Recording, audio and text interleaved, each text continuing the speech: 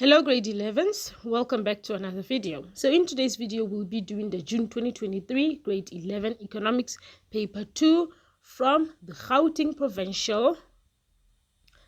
province.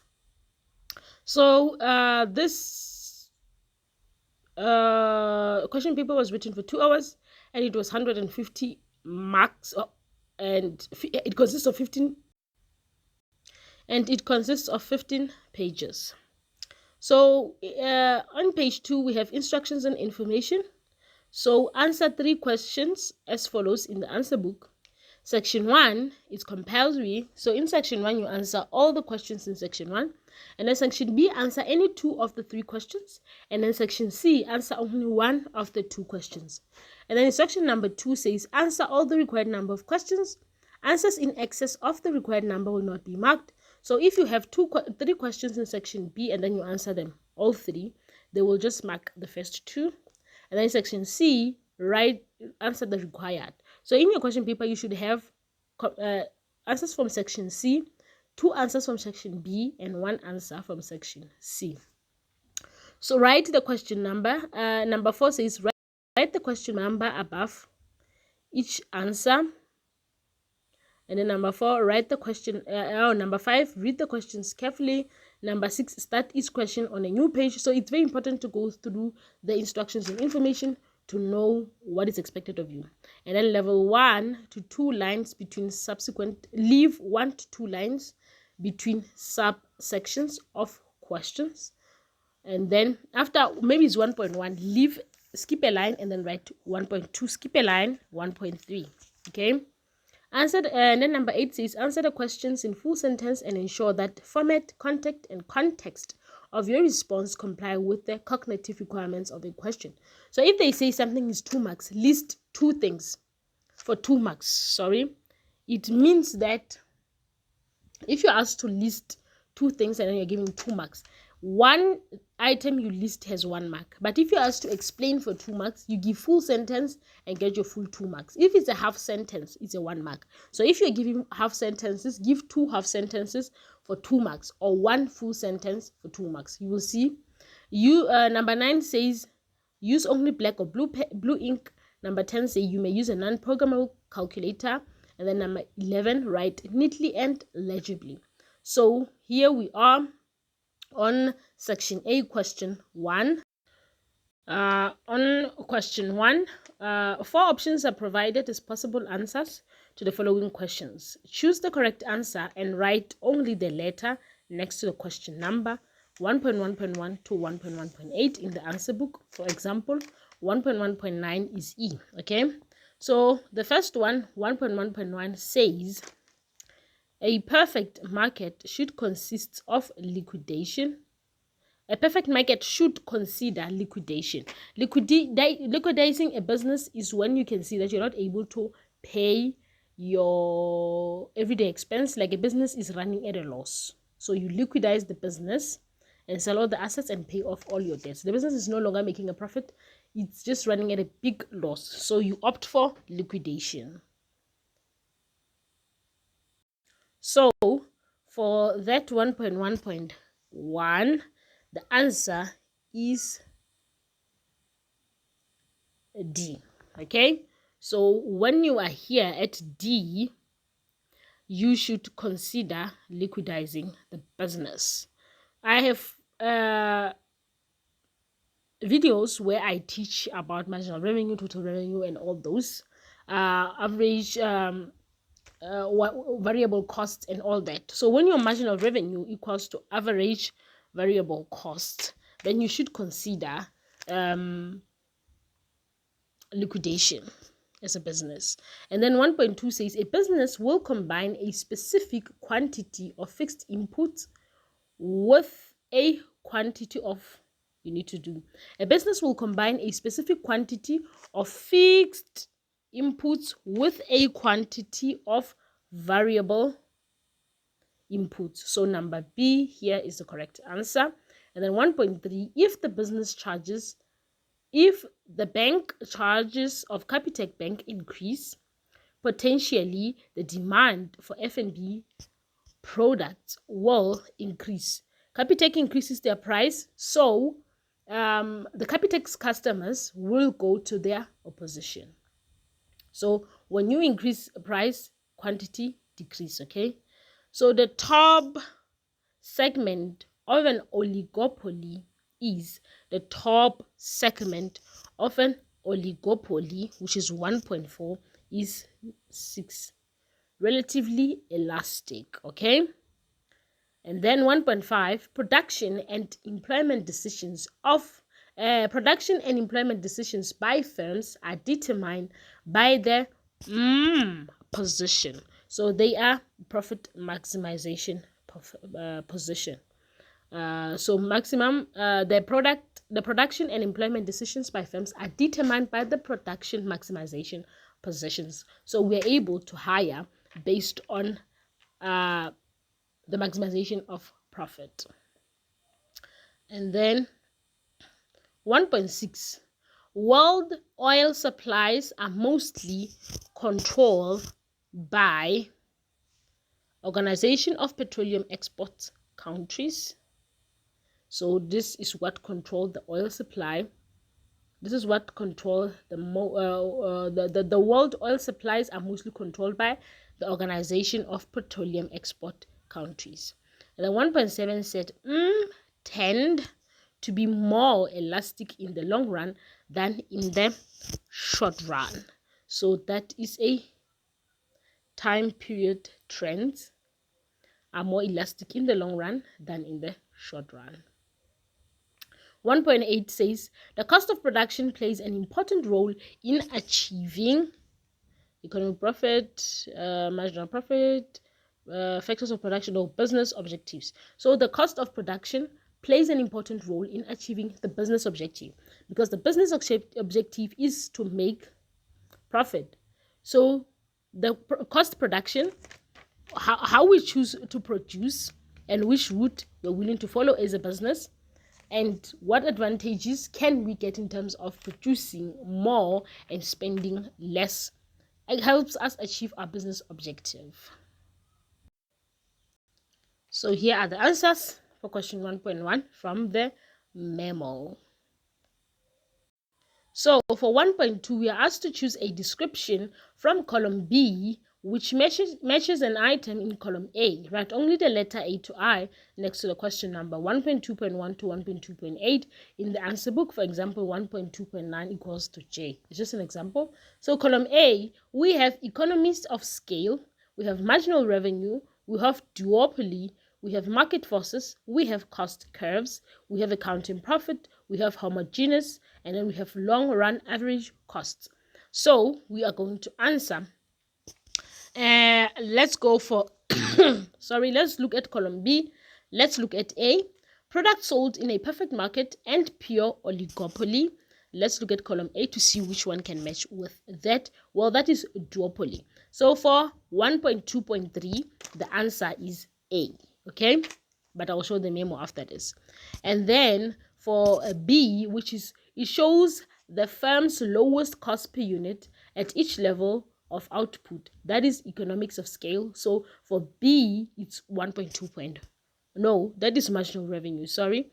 So 1.2.2 goes with B. And then cost, let's look at C, cost reductions that occur when firms increase production.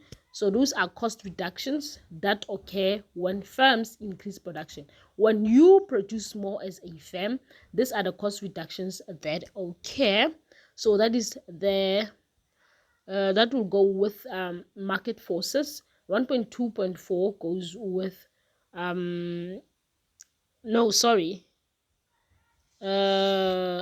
for number 1.2.1 is C, right? 1.2.1 is number C, guys. Sorry, I've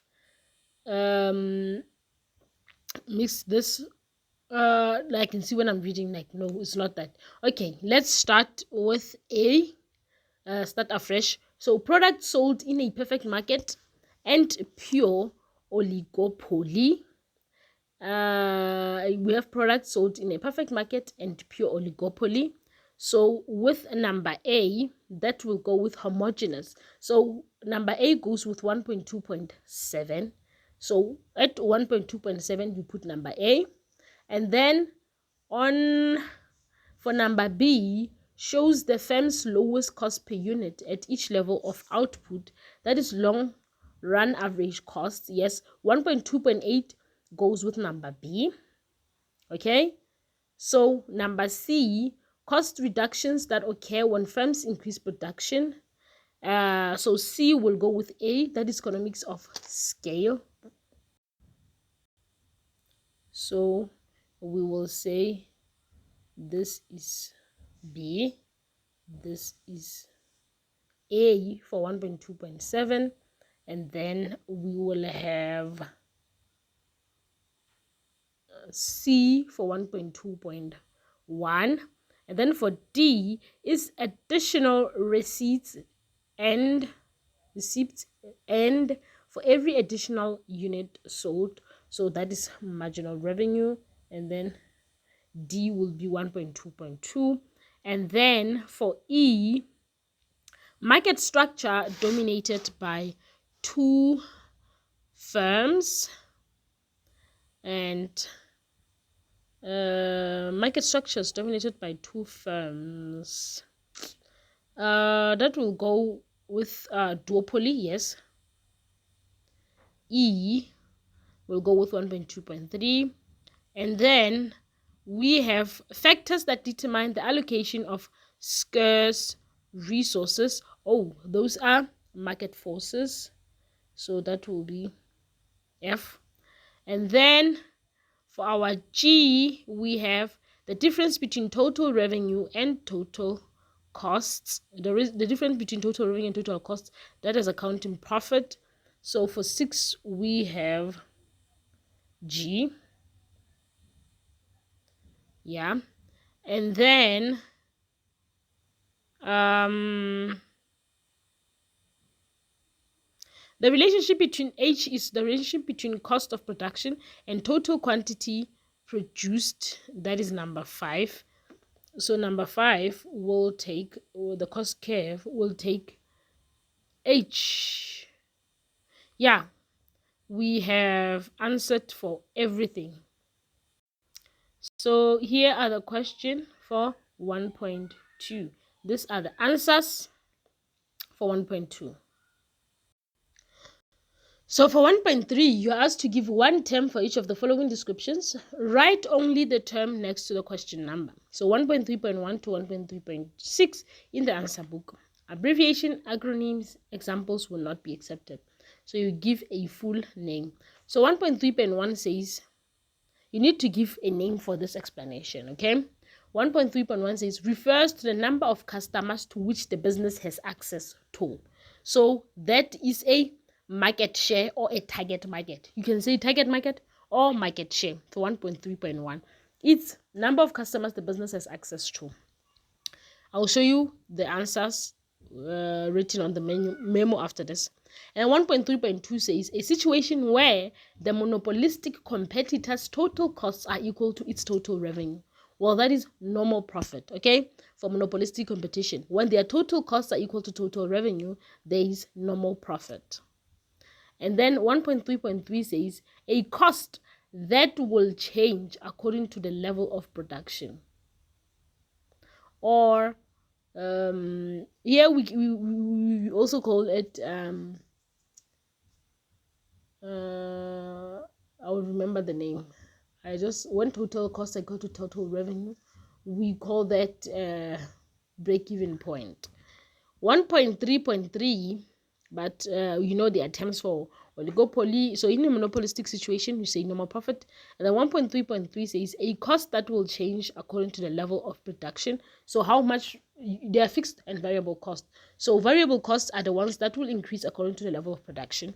And then 1.3.4 says exists if a given percentage increase in output gives a rise to a proportionally large scale increase in output. That is increasing returns to scale. Okay, it's scaling up, so increasing returns to scale.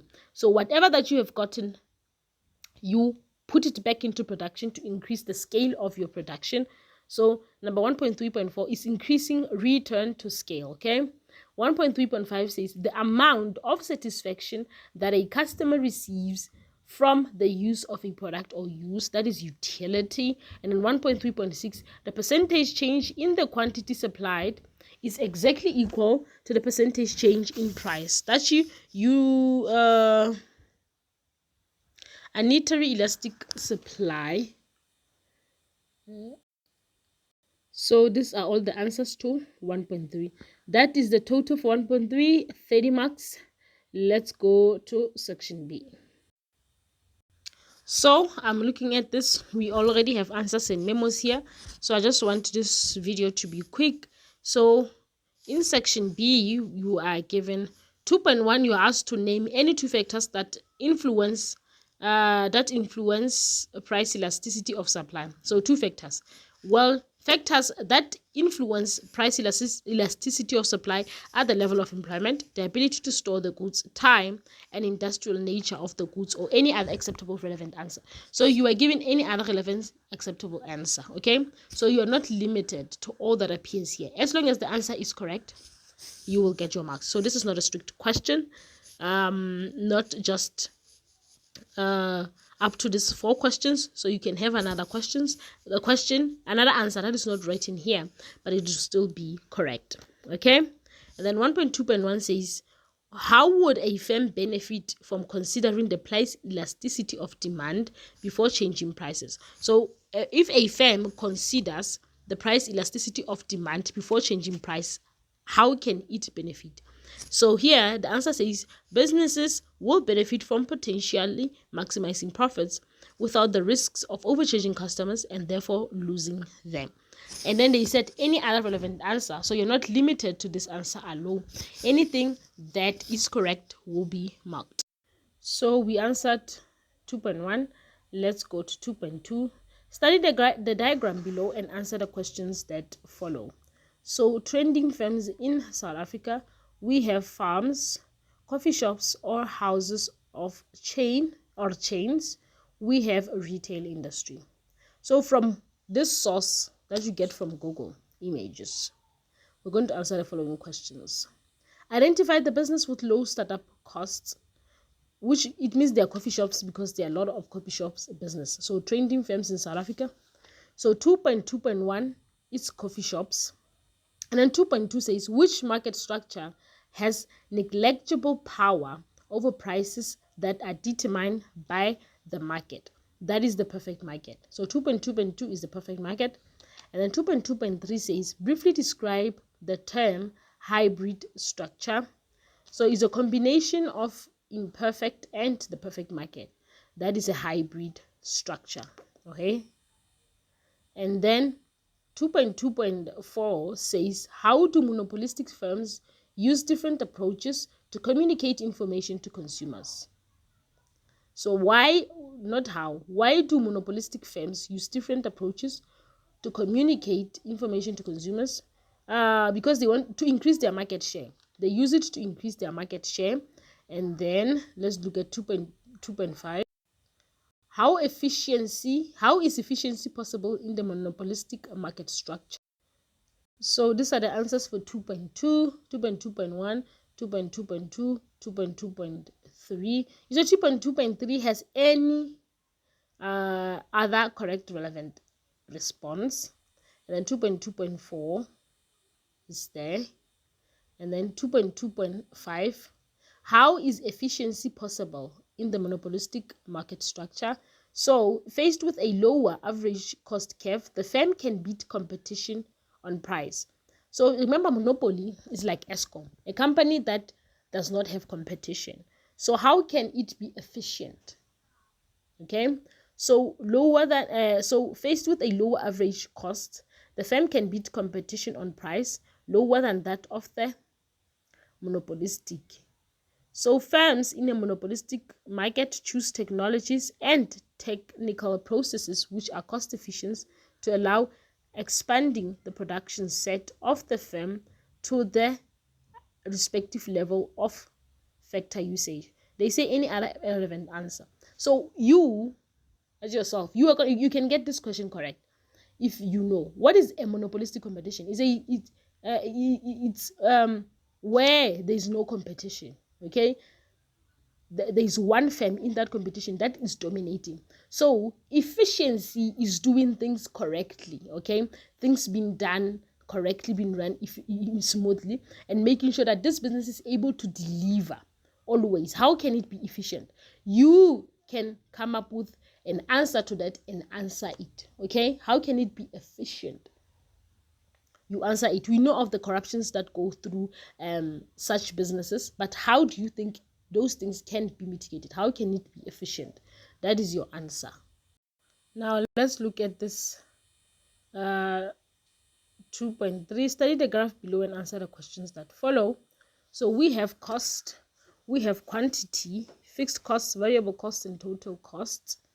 So we have fixed costs remain the same irrespective of the number of quantity produced. So this straight line is fixed cost, this one is variable costs, is total cost, sorry, this one's a total cost. And then total cost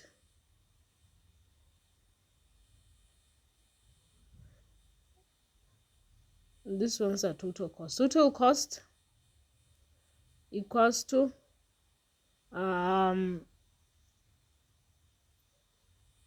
fixed cost plus variable cost. So this is a combination. So variable cost increase with the amount of quantity produced. That's how a fixed cost, variable cost will increase. So 2.3.1 says identify the total amount of fixed costs in the graph. So when we go to the graph, the total amount of fixed graph in the fixed cost is 200. So for 2.3.1, we are going to write 200.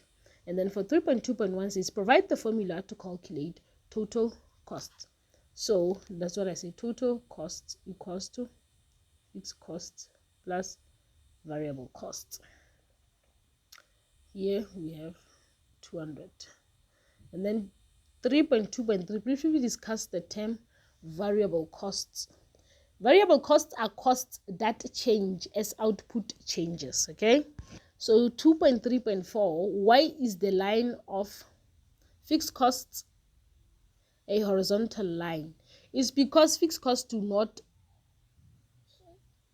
change regardless of the amount of quantity that is produced. Okay, so fixed costs remain the same no matter the quantity produced. That's why it's just a straight line. It's like rent.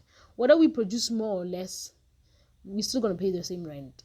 So 2.3.5 says the price of product sold in the above graph, the price of the product sold in the above graph is 100 rand. What would the profit or loss of producing no product be? Show all your calculations. So what will the product or loss of producing no product be? So the cost of it is 100 rand. Okay, so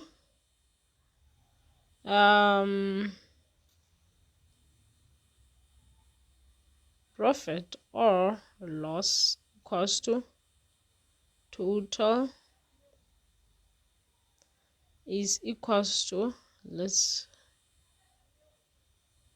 fixed cost plus variable cost. Okay, so and then we can say as well price times quantity minus fixed cost plus variable cost. So here is the price times quantity. The price is 100 rand, quantity is 0, we didn't produce anything, minus 200. So the fixed cost we pay whether we produce or not, plus 0. Okay, so 100 times 0 That will give us 100 minus 200. So this is the answer that you will give there. So nothing was produced. So price multiplied by quantity. The price is 100. We have the price for one item, but there is 0 quantities. And then the fixed cost is 200, as we have seen. And then the variable costs are 0 because nothing is produced. And then 0 minus 200. You cannot subtract 200 from 0, right? So yeah, it will be a negative 200. And then we'll come to 2.4. We are done. Yeah. Briefly explain elastic supply using the graph below. So as we can see, as quantity increase, price also increase, supply remains the same. Demand shifts from demand 1 to demand 2. Look at this graph, and then I'm going to show you the answer after this graph.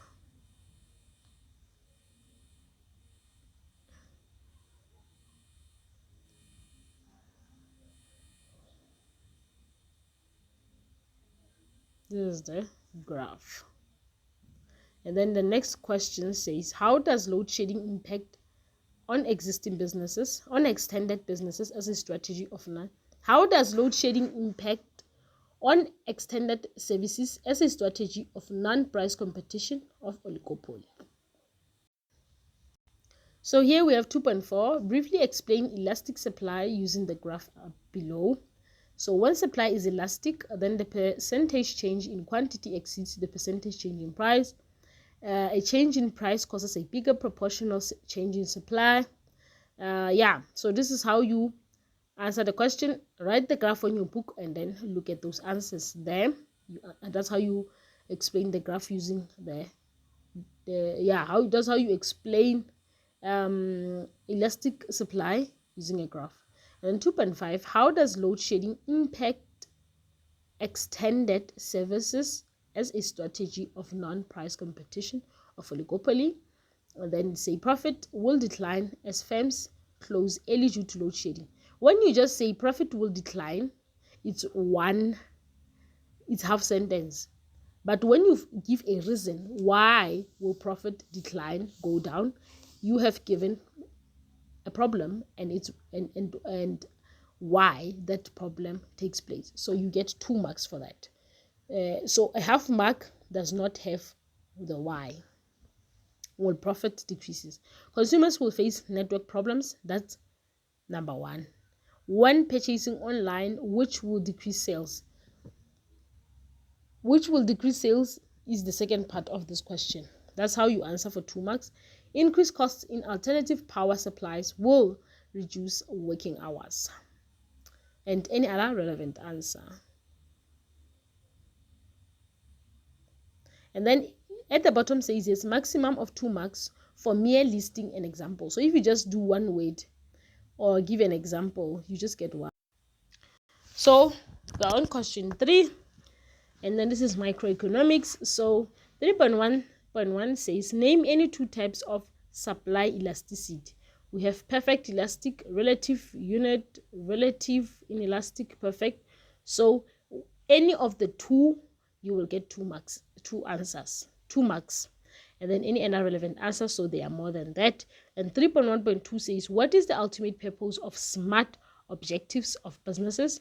So the ultimate purpose of SMART of setting SMART objectives is to clarify ideas, focusing time, resources, and efforts in one more productive manner, or any other relevant answer.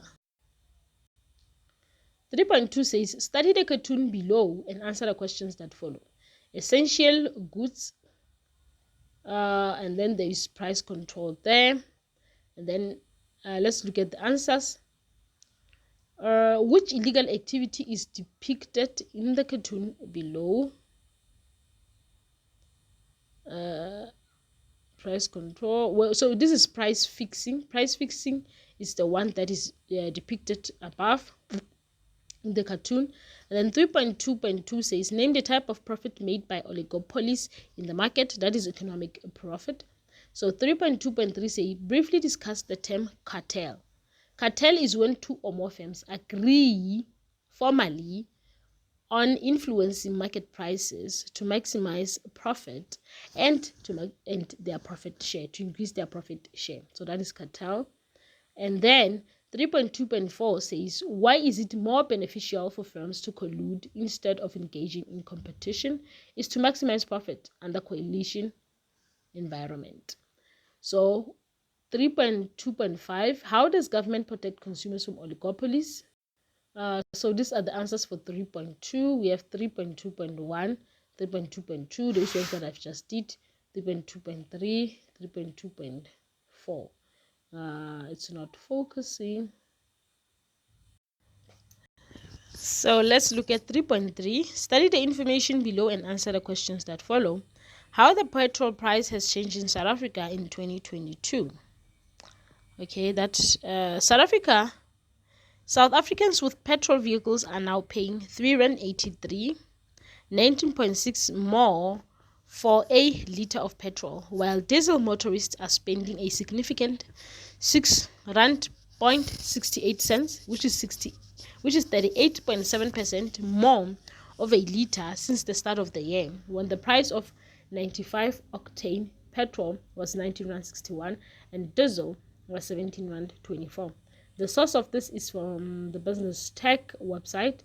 So 3.1.1 says, on what level is the fuel tank in this picture above? It's on empty, as you can see. It's on empty.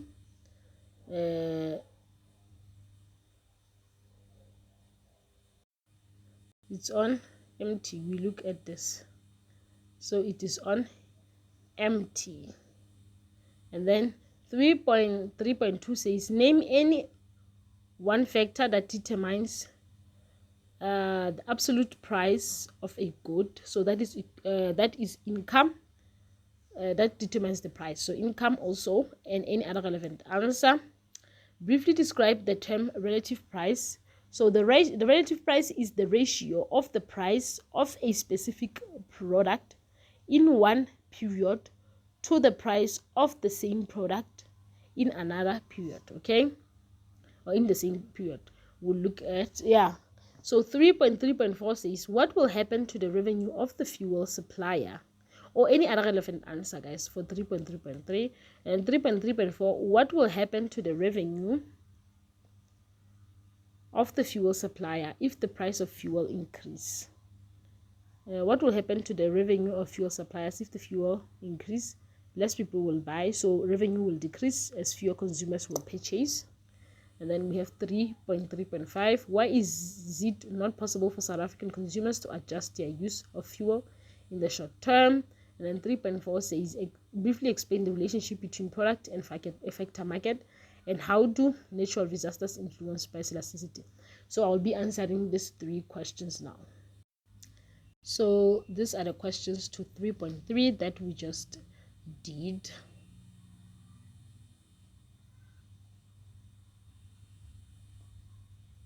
So 3.3.5 says, why is it not possible for South African consumers to adjust their use of fuel in the short term? Because South Africa's short-term demand for petrol is relatively inelastic. Short-term demand for fuel because of lack of alternative transport system, as well as unreliable transport services due to strikes on wages or retrenchment, and any other relevant answer. And then 3.4 says, briefly discuss the relationship between product and factor markets. Product market and factor market. Factors of production are sold on factor market, while products are sold on the goods market. Without the factors of production, goods and services cannot be produced. As the cost of the factors of production increase, so will the price of products. Shortage in the factor market will result in a shortage in the goods market. So that is how they relate. How does the factor market appraise the goods market? Okay. 3.5. How do natural disasters influence price elasticity of demand? You know what is natural disasters, right? So the higher demand inevitably triggers price increase as availability decreases. So if there's a natural disaster, prices will increase because availability has decreased due to natural disasters. So production costs will increase, which results in retrenchment of workers and lower supply and higher demands for the product. So natural disasters may lead to the formation of black markets in the economy, whereby things are being sold through the back door. It will decrease the supply of international markets, which will result in products being cancelled, delayed, or looted. Just like that, we're done with question 3. Let's go to question 4. Guys, I'm not going to do essay, okay? Next week, I will do essays. So I will drop a video which covers all the essays of economics paper 1 and paper 2. So after this video, I am going to do economics paper 1. This will be on a Tuesday. This video will be released on a Tuesday. And then on a Thursday, economics paper 1 will be released. And then the following week, on a Tuesday as well, I will give out all the essays of economics paper 1 and 2 and how to write them. Okay, so stay tuned for that video. Turn off your notification bell so that you can get notified as I post that video towards month end. Okay, it will be on a Tuesday. Like this is Tuesday today, so next week the same day, because on Thursday this week paper 2 will be live of economics, so you can check that out. I'm not doing economics. I want to do a separate video, not to rush it. If I have 40 minutes, at least that 40 minutes we have covered all the possible essays that can come up for paper 1 and paper 2. So this is microeconomics. This is miscellaneous, so you get all the questions for different topics here. Things that we're asking question 2 and question 3 can be combined in question 4. Okay, answer the following questions. Name any 2 examples of fixed costs that do not go up irrespective of the amount of quantity produced, its rent, its insurance, its loan payments, or any other costs that you know. And then 4.1.2 says, what impact would an increase in the price of maize have on the supply of maize? The supply would increase as producers are willing to maximize profit. So even if the price of maize increase because it's a staple in a lot of African homes, the supply will also increase as they want to maximize profits, the producers. There is a lot of noise coming outside. I think someone is cutting the grass. Ooh, bear with me. This is the last question.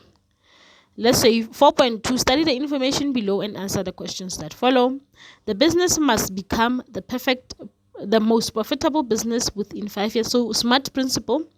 So this is for SMART principle. Let's read number 1. The business must become the most profitable business within 5 years. 2 says the business must be capable of generating the required profit. 3 says there will be many stakeholders who are people with an interest in the success of the business. And then number 4 says to reach its specific goal, the business must make a profit of 1 million every month. So the source is from the Focus Economics grade 11 on page 137. Then 4.2.1 says which statement describes time specific as a SMART principle. Write down only the number of the statement from the information above. So that is, the business must become the most profitable business within 5 years. It talks about time. So it's statement number 1. And then question 4.2.2 says, what is the objective of a firm in a market economy? Is to maximize profit. And then 2.3.4 says, briefly describe the term revenue. So is the amount earned by businesses from selling goods or services. That is revenue. Okay, revenue is income. So 4.2.4 says, explains the measures of a variable as an objective of a business. Why does a firm prefer sales revenue? So I'm going to answer that now with a memo. So these are the answer to 4.2, the data response. Yeah, and then 4.2.5 says, why does it explain the role of measurable variable as an object of a business? And then the answer said it must be possible to test or measure whether the goal has been reached or any other acceptable answer. And then 4.2.5, why does a firm prefer sales revenue maximization rather than profit maximization? Because it may be difficult to identify the cost to cut since all costs may be essential in the production process. So sales maximization is easy than profit maximization. So if you don't understand a word, guys, you should use a dictionary, use Google, search what is the meaning of the word. Okay, so do not just read and go over words that you do not understand. Go through them, understand them. It's very important. Google them. It's your duty. So 4.3 says study the graphs below and answer the questions that follow. I have videos explaining these graphs in detail. I'll try to link them, but they are available on my channel. You can go through them, you will find them. Okay, so we have graph A, B, and C. Identify the cost curve linked to the shutdown point, that is average variable costs. It's linked to the shutdown point. And then 4.3.2 says which of the graphs above is correctly drawn. That is number B. Okay, so if you watch that video, you know number B is correctly drawn.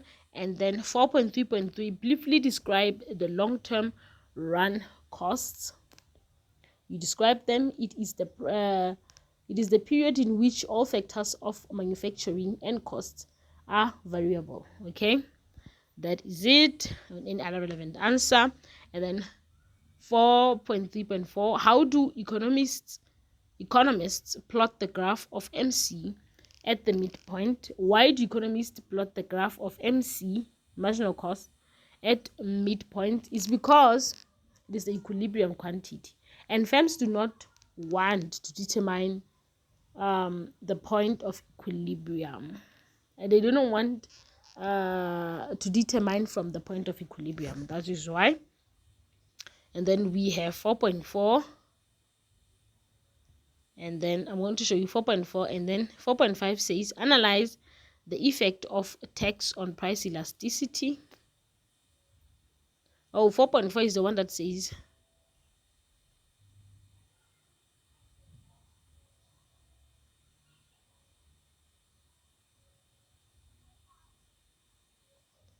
let's answer 4.3.5. How is the law of diminishing marginal returns, diminishing is lowering, marginal returns related to the shape of the short run marginal cost curve? So these are the answer of 4.3.5. And then 4.4, use the graph below to discuss in detail the economic profit of a monopoly.